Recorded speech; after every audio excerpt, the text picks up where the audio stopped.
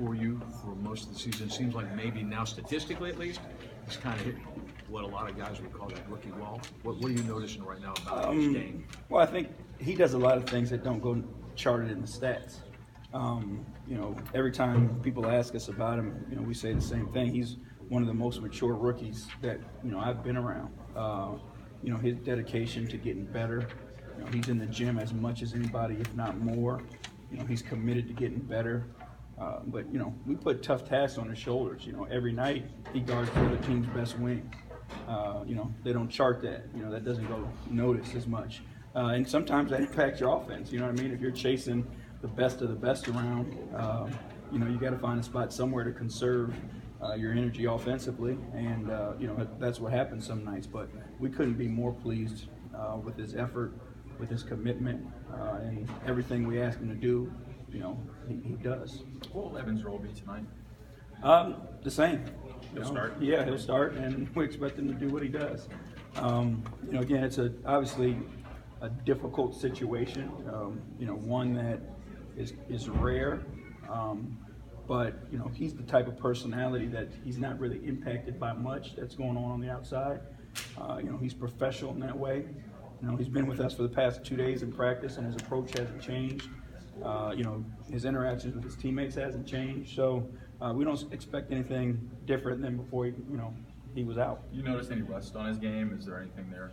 I mean, 2 days of practice, there wasn't, we did get up, do some up and down and stuff like that, but, he's the same guy who was sick, a couple weeks ago and came off the bench and scored 27 points in his first game back. So, he's one of those, odd type of guys who, no matter where he goes, no matter what the situation is, you put the ball in his hands and he's going to go hoop, and there's a possible 25 points there.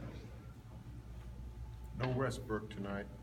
It would seem like he's one guy. His absence affects the team more than virtually anybody else in the league. How do you go into a game knowing he's not going to play? It can't change our expectations, right? Our job is to focus on who we are and be the best that we can be every single night. And whoever the opponent is, it doesn't matter. You've got a standard that you set for yourself defensively, offensively, a system that you want to play. So you try to do that every night. You understand that they will change now, obviously. You can expect more Paul George, those types of things, more motion, less isolations. But, again, you put your system in place and you try to execute that system the best you can every night. Who are you guys now? When we saw you in December, you were still just, you were fairly new into this position. You were still trying to figure it out and trying to come up with a blueprint. So who are you right now? The message that we send to our guys every day is that we want to be the most competitive team in the league, and we want to be the most unselfish team in the league. And that's how we judge ourselves every night. Wins and losses, they happen, but our focus is on those two things, and that's where we judge ourselves. Whether it was coaching here or with the Rockets, have there been instances where you've gone into games with Oklahoma City and you've had to kind of tell guys about Russell and things that ignite him in terms of the way he plays on the court? Because sometimes he'll get ignited when he's in certain situations, like for instance, a couple games ago against Philly.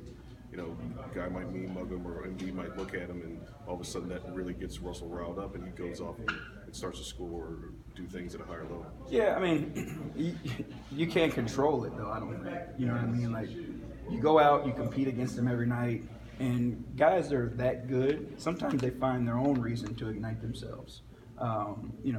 They'll bait you into a conversation, they'll hard foul you so that you get upset. So you can't control those types of things. They're just really good players. And, the way that he plays and the aggressive nature that he plays, you're going to foul him sometimes. And he'll use that, in his mind to flip a switch. So the only thing you can do is control how you compete against him. He's also the type of guy that wants your best. He doesn't want, guys that are afraid or guys that are timid. He wants to be challenged. So, as a player, as a group, you just want to give him your best effort. The last game y'all played against him, I think Harrison kind of had a little bit back and forth with him. Did you like that from Andrew? Yeah, I mean, you shouldn't be afraid of anybody. You know what I mean?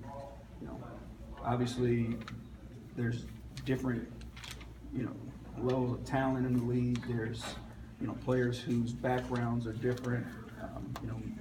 guys with more awards and name recognition and that type of thing. But every single night you step on the floor, your job is to compete against whoever the individual matchup is and whoever the team is.